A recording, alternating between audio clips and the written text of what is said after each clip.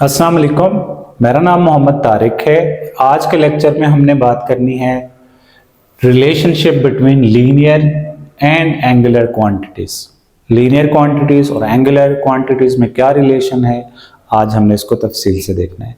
तो linear quantities आपके पास कौन कौन सी हो सकती हैं? लीनियर क्वांटिटी नंबर 1 आपके पास लीनियर डिस्प्लेसमेंट है, लीनियर वेलोसिटी है एंड लीनियर एक्सेलरेशन है।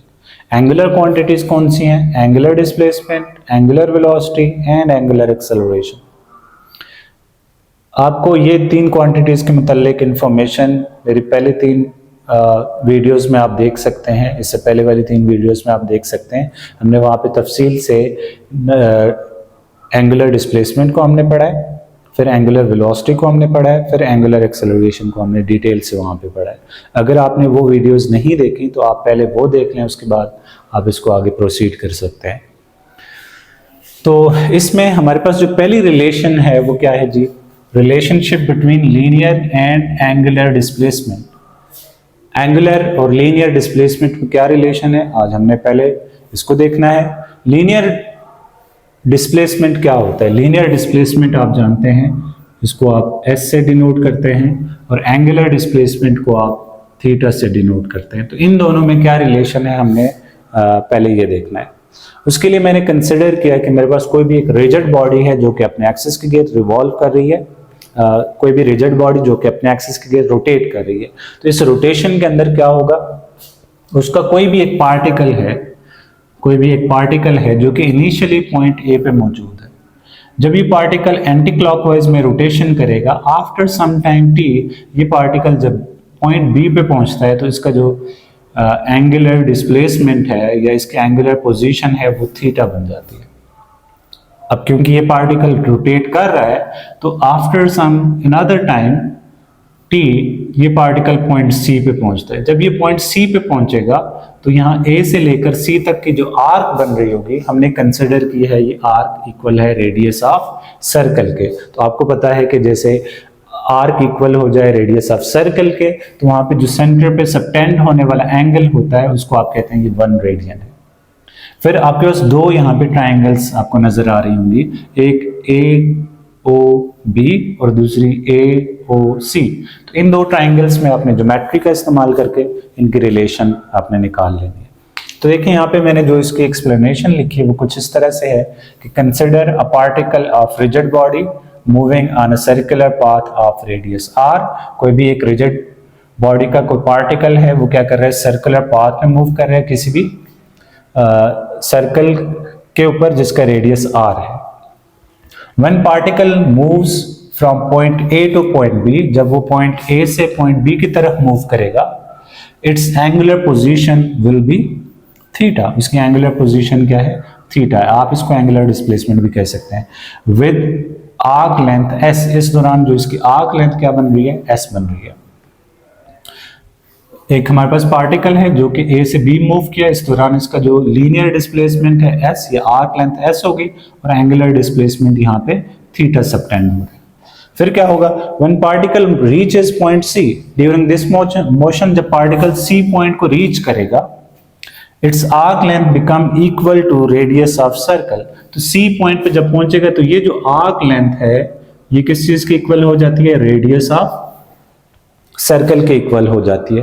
तो अब यहाँ पे जो एंगल बन रहा होगा इस आर्क लेंथ की वजह से, यहाँ पे जो सेंटर पे सबटेंड होने वाला एंगल है वो क्या हो जाएगा? 1 रेडियन के। अब आप ज्योमेट्री का इस्तेमाल कर सकते हैं, सिंपल ज्योमेट्री। वो क्या है जी? By geometry we can write arc length A B over arc length A C. Arc A B और आर्क ए सी के अगर रेशो ले लेते हैं तो ये इक्वल हो जाती है किस चीज के? Angle A O B by angle A O C के। आर्क ए बी आर्क को आपने एस से डिनोट किया हुआ, यहां से आप देख सकते हैं ए से लेकर बी तक की जो आर्क है इसको आपने एस से डिनोट किया, तो मैंने इसकी जगह एस लिख लिया। और आपको पता है कि जब ए से सी तक का आप जो आर्क लेंथ है इसको मैं एस प्राइम कह देता हूं, तो ये किस चीज के इक्वल है? रेडियस आर के इक्वल है, तो इसकी जगह मैंने रेडियस आर लिख लिया। अब एंगल्स की बारी है, ए ओ बी एंगल। इसको हमने थीटा से रिप्रेजेंट किया, तो ये यहाँ पे मैंने इस एंगल की जगह AOB एंगल की जगह मैंने थीटा लिख लिया। एंगल AOC क्या है? AOC एंगल आपके पास 1 रेडियन है, क्योंकि इसके लिए जो आर्क लेंथ बन रही है वो रेडियस ऑफ सर्कल के इक्वल है। अब आपको पता है कि जो 1 रेडियन है ये तो आपके पास यूनिट है, इसको आप वैसे ही आप यहां से हटा सकते हैं, तो यहाँ पे आपके पास सिंपल थीटा रह जाएगा, theta is equal to S divided by R। अब यहाँ पे आप देख पा रहे हैं कि रेडियस यहाँ पे डिवाइड है, इधर आके मल्टीप्लाई हो जाएगा, तो S is equal to R theta हो जाएगा। तो ये आपके पास रिलेशन है between linear displacement S and angular displacement theta. Linear displacement S और एंगुलर डिस्प्लेसमेंट थीटा के दरमियान में रिलेशन है। अब इसको आप वेक्टोरियली भी लिख सकते हैं या वेक्टर फॉर्म में कैसे लिख सकते हैं? देखें, फॉर स्मॉल एंगल थीटा जो आर्क लेंथ होती है वो तकरीबन स्ट्रेट लाइन बन जाती है। For small angle theta arc length straight line बन जाती है, तो मैंने इसको वेक्टर की फॉर्म में लिखा। और अब यहाँ पे इसका जो ऑर्डर है वो थीटा क्रॉस आर हो जाएगा। क्यों थीटा क्रॉस आर क्यों होगा उसको मैं थोड़े टाइम में बताता हूँ। आपके पास जो आर है ये हमेशा बाद में लिखा जाएगा, पहले आपके पास जो एंगुलर डिस्प्लेसमेंट है और बाद में आपके पास रेडियस वेक्टर लिखा जाएगा। तो ये इसकी वेक्टर फॉर्म है। अब ये फॉर्म ऐसे क्यों है? तो मैं वापस इसी डायग्राम पे आ जाता हूं कि कंसिडर जब पार्टिकल इस पॉइंट पे है A से B, इस पॉइंट पे जो इनिशियली एंगुलर डिस्प्लेसमेंट की डायरेक्शन बन रही है वो कुछ इस डायरेक्शन में है। एंगुलर डिस्प्लेसमेंट की डायरेक्शन ये है। अगर आप इस एंटी क्लॉकवाइज रोटेशन के लिए राइट हैंड रूल का इस्तेमाल करें, for this anti clockwise rotation के लिए राइट हैंड रूल का इस्तेमाल करें फॉर एंगुलर डिस्प्लेसमेंट, तो आप देखेंगे कि इसकी direction out of the board होगी। एंगुलर डिस्प्लेसमेंट थीटा की direction out of the board है एंड रेडियस की डायरेक्शन आप यहां से देख पा रहे हैं, रेडियस इस डायरेक्शन में डायरेक्टेड है। अगर मैं यहाँ पे A क्रॉस B के लिए जो राइट हैंड रूल है उसका इस्तेमाल करूं तो मेरे पास जो फर्स्ट वेक्टर बनता है वो थीटा वेक्टर है और दूसरा वेक्टर रेडियस R है। तो देखिए, मैं अगर फर्स्ट वेक्टर की डायरेक्शन जो कि आउट ऑफ द बोर्ड है उस डायरेक्शन में मैं अपने हाथ की 4 फिंगर्स को रखता हूं, फिर दूसरे वेक्टर की तरफ कर्व कर लेता हूं, थंब अपवर्ड आ रहा है। अपवर्ड कौन सा वेक्टर होना चाहिए? अपवर्ड S वेक्टर होना चाहिए। तो आप यहाँ पे देख सकते हैं अपवर्ड डायरेक्शन है कौन से वेक्टर की? S वेक्टर की डायरेक्शन है। तो इस वजह से ये ट्रू है। अगर आप R क्रॉस थीटा ले लेते हैं तो उसमें फिर आपके पास जो S की डायरेक्शन बनती है वो डाउनवर्ड बन रही है, जो कि ट्रू नहीं है। तो इस वजह से ये वाली जो इसकी रिप्रेजेंटेशन है वेक्टर फॉर्म में ये करेक्ट होगी। R क्रॉस थीटा ये आपके पास गलत होगी, या फिर इसके साथ माइनस आप लगा लें फिर ये करेक्ट हो सकता है। होप सो यहां तक समझ आ गया होगा। अब इसका एक शॉर्टकट तरीका भी है। शॉर्टकट तरीका क्या है कि अगर हम इमेजिन करें कि हमारे पास ये कोई भी एक सर्कुलर पाथ है, इसमें एक पार्टिकल है जो कि A पॉइंट से B पॉइंट पे मूव कर रहा है, इस दौरान यहाँ पे एंगल थीटा सबटेंड हो रहा है। तो इसमें यहाँ पे जो आर्क लेंथ है ये S के इक्वल हो जाएगी, यहाँ पे इसका रेडियस R है। अब यहाँ पे अगर आप डेफिनेशन यूज करो एंगल की, एंगल इक्वल होता है arc length divided by radius के। अब एंगल को तो थीटा से रिप्रेजेंट कर सकते हैं, आर को S से रिप्रेजेंट कर सकते हैं, रेडियस को R से रिप्रेजेंट कर सकते हैं। तो R यहाँ पे डिवाइड है, इधर आके मल्टीप्लाई हो जाएगा, तो S is equal to R theta. तो ये आपके पास एक और फॉर्म भी बन सकती है, या एक आसान तरीका भी हो सकता है for relation between linear quantity and angular quantity. इसको भी अगर आप वेक्टर फॉर्म में लिखें तो ये ऐसे आएगा, S is equal to theta cross R आ जाए। ओके जी, इसके बाद हमने बात करनी है relation between linear and angular velocity की, कि लीनियर वेलोसिटी और एंगुलर वेलोसिटी में क्या रिलेशन है। उसके लिए मैं जो फॉर्मूला यूज करूंगा वो प्रीवियस रिजल्ट है, जो कि आपने पहले देखा था कि जो लीनियर और एंगुलर डिस्प्लेसमेंट है वो आपस में रिलेटेड है बाय दिस फार्मूला। तो मैंने लिखा है we know that S is equal to R theta. अगर मैं इस इक्वेशन की दोनों साइड पे ये ऑपरेटर ले लूं, limit delta t approaches to 0 delta over delta t, maths वाले जानते होंगे ये d ओवर dt है। अगर मैं ये differentiation with respect to time या फिर limit delta T approaches to zero delta over delta T दोनों साइड पे ले लूँ तो देखें इस साइड पे मैंने एस से पहले ये ऑपरेटर लिखा, limit delta T approaches to zero delta over delta T of S, और राइट साइड पे भी मैंने सेम यही ऑपरेटर यूज किया, limit delta T approaches to zero delta over delta T R theta. अब आप लोग जानते होंगे कि rate of change of linear displacement से आपके पास लीनियर वेलोसिटी बनती है, इसको इंस्टेंटेनियस रेट ऑफ चेंज कहते हैं, जिससे आपके पास वेलोसिटी v बन जाती है जिसको लीनियर वेलोसिटी कहते हैं। और यहाँ पे अगर आप यहाँ ध्यान से देखें तो ये रेडियस r है, रेडियस आपके पास किसी भी मोशन के लिए, सर्कुलर मोशन के लिए कांस्टेंट रहता है, तो ये चेंज से बाहर आ जाएगा, रेडियस चेंज से बाहर आएगा। क्यों? क्योंकि ये कांस्टेंट रहता है किसी भी मोशन के अंदर।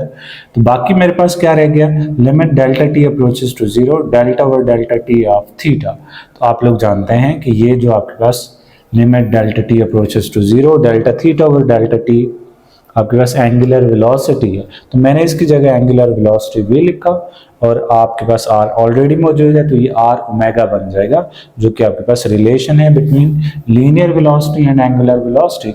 अगर मैं इसको वेक्टर फॉर्म में लिखना चाहूँ तो वेलोसिटी भी इज अ वेक्टर क्वांटिटी, इसके ऊपर एरो हेड आएगा, तो ये क्रॉस प्रोडक्ट बन जाएगा ओमेगा और रेडियस का। इसमें भी अगेन वही कंडीशन है कि r बाद में आना चाहिए, ओमेगा पहले आना चाहिए,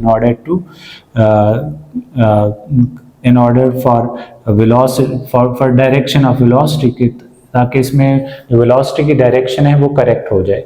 तो यहाँ पे आप देख पा रहे हैं कि वेलोसिटी की जो टेंजेंशियल वेलोसिटी है उसकी डायरेक्शन कुछ इस तरह की है, और एंगुलर वेलोसिटी की direction out of the board है फॉर एंटी क्लॉकवाइज। रेडियस आप देख पा रहे हैं उसकी डायरेक्शन इधर को है, तो अगर मैं एंगुलर वेलोसिटी से रेडियस की तरफ अपने फोर फिंगर को कर्व करूं तो थंब अपवर्ड आ रहा है, जो कि टेंजेंशियल वेलोसिटी की डायरेक्शन है, जो कि इस फार्मूला से ट्रू हो सकती है। आर को अगर आप इस साइड पर रखेंगे फिर ये ट्रू नहीं रहेगा।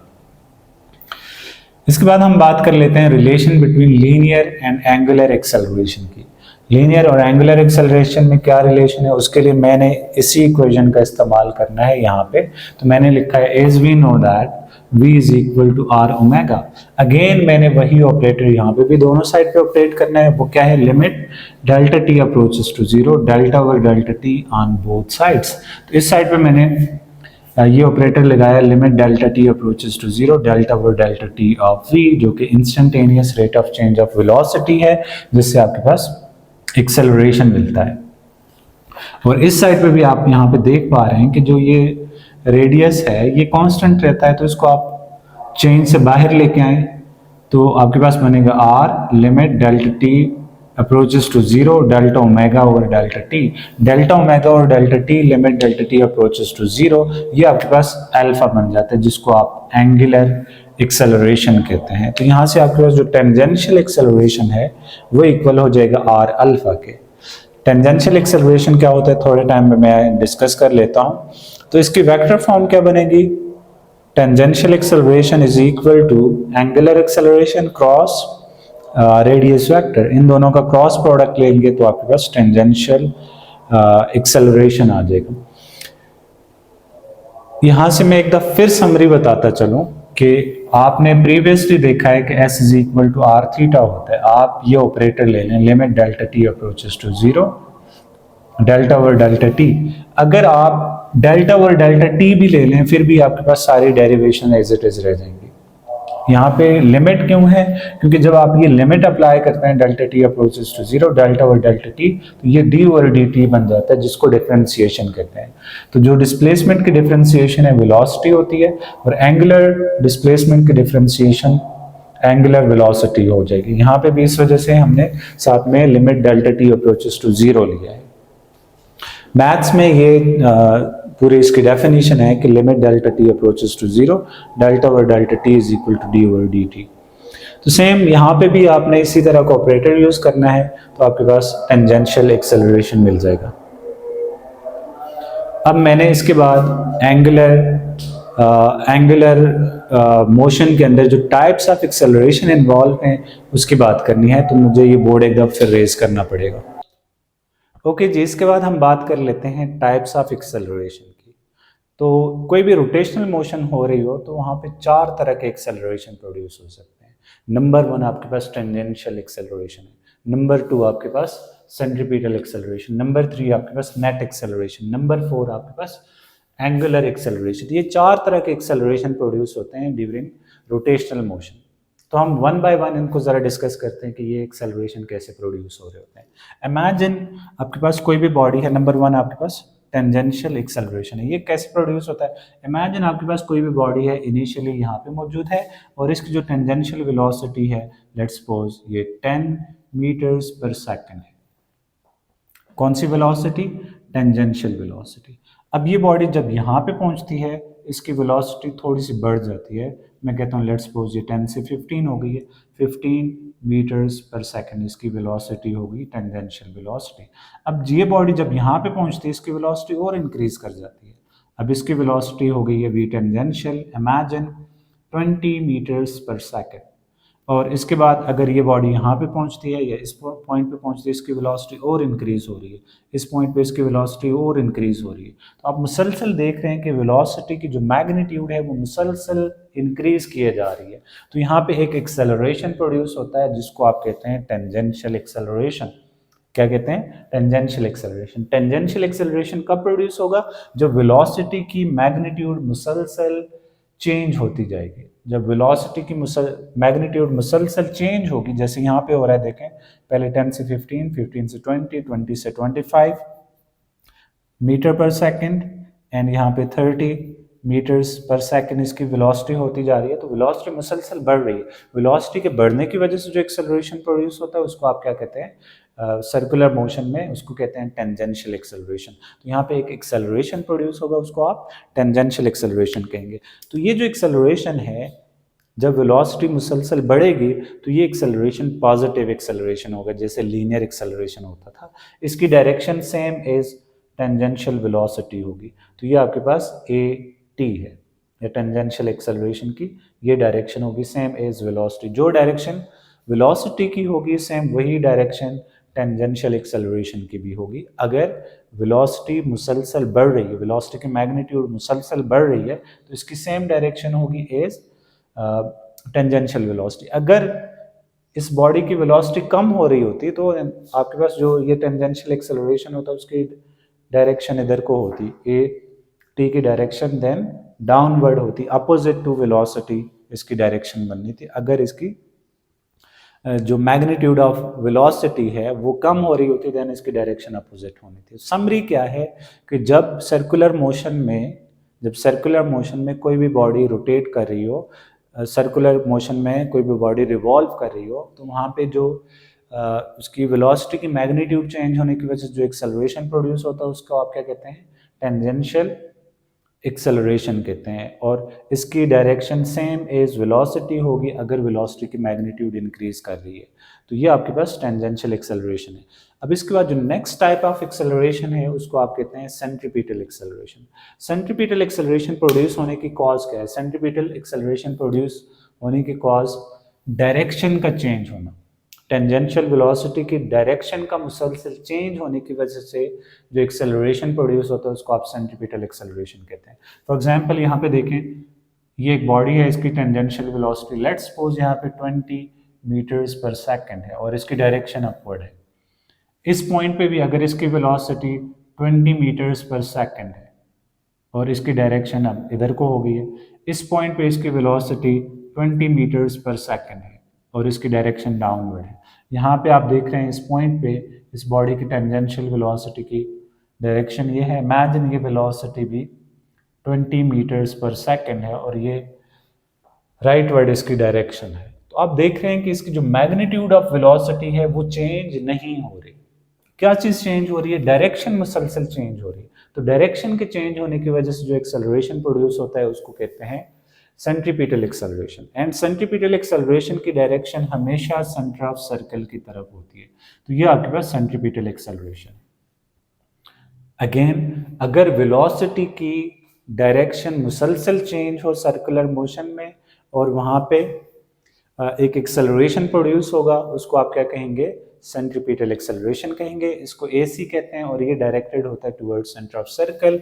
इसका जो फॉर्मूला होता है AC is equal to -v²/r। ये माइनस क्या बताता है कि इसकी direction towards centre of circle होगी, और ये v कौन सी वेलोसिटी है, ये टेंजेंशियल वेलोसिटी। नेक्स्ट जो आपके पास एक्सेलरेशन है वो नेट एक्सेलरेशन है। अगर आप यहाँ पे देखें जो टेंजेंशियल एक्सेलरेशन है उसकी डायरेक्शन अपवर्ड है।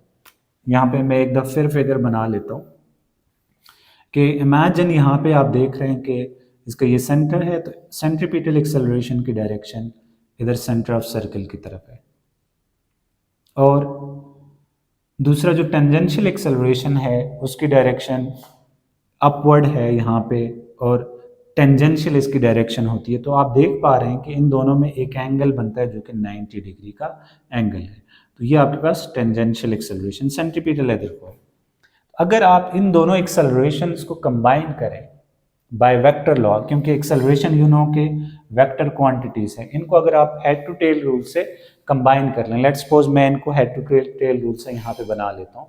लेट्स सपोज ये आपके पास सेंट्रीपिटल एक्सेलरेशन AC है, ये क्या है आपके पास सेंट्रीपिटल एक्सेलरेशन AC, और इसी के हेड से मैं दूसरा एक्सेलरेशन AT यहाँ पे ड्रॉ कर लेता हूँ, ये मेरे पास AT आ गया। तो अब पहले वेक्टर की टेल से आखिरी वेक्टर के हेड तक एक रिजल्टेंट वेक्टर बनता है। तो ये आपके पास जो रिजल्टेंट वेक्टर है ये आपके पास नेट एक्सेलरेशन होगा।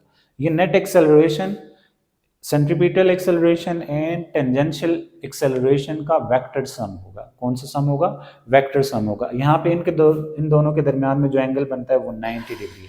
अगर हमने इसकी मैग्नीट्यूड निकालनी है नेट एक्सेलरेशन की, तो by Pythagoras theorem A net equal हो जाएगा square root of AC² plus AT², tangential acceleration का स्क्वायर प्लस सेंट्रीपिटल एक्सेलरेशन का स्क्वायर, स्क्वायर रूट, इससे आपके पास नेट एक्सेलरेशन की मैग्नीट्यूड आएगी। अगर आप यहाँ पे देख लें तो ये नेट एक्सेलरेशन इस डायरेक्शन में है, तो यहाँ से नेट एक्सेलरेशन की डायरेक्शन कुछ इस तरह से बनेगी। तो ये देखिए टेंजेंशियल एक्सेलरेशन, ये सेंट्रीपिटल एक्सेलरेशन, यहाँ पे आपके पास क्या बनेगा? नेट एक्सेलरेशन बनेगा।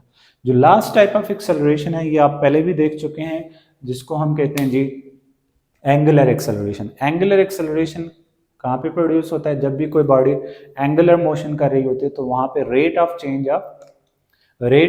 Of angular acceleration is rate of change of omega होता है। Rate of change of angular velocity is known as angular acceleration. ये आप पहले भी पढ़ चुके हैं, अगर आप प्रीवियस जो पढ़ा हुआ है उसको देख लें तो ये इक्वल होता था delta omega by delta T. Rate of change of angular velocity is known as angular acceleration. तो चार तरह के एक्सेलरेशन आपके पास सर्कुलर मोशन में या रोटेशनल मोशन में प्रोड्यूस हो रहे होते हैं। Number 1 tangential, number 2 centripetal, number 3 net, number 4 angular acceleration. Hope so ये लेक्चर आज तक का यहाँ तक आपको समझ आ गया होगा। अगर आपको हमारी ये एफर्ट पसंद आ रही है देन आप हमारे चैनल को लाइक एंड सब्सक्राइब लाजमी करें। मिलते हैं अगली वीडियो में। अल्लाह हाफ़िज़।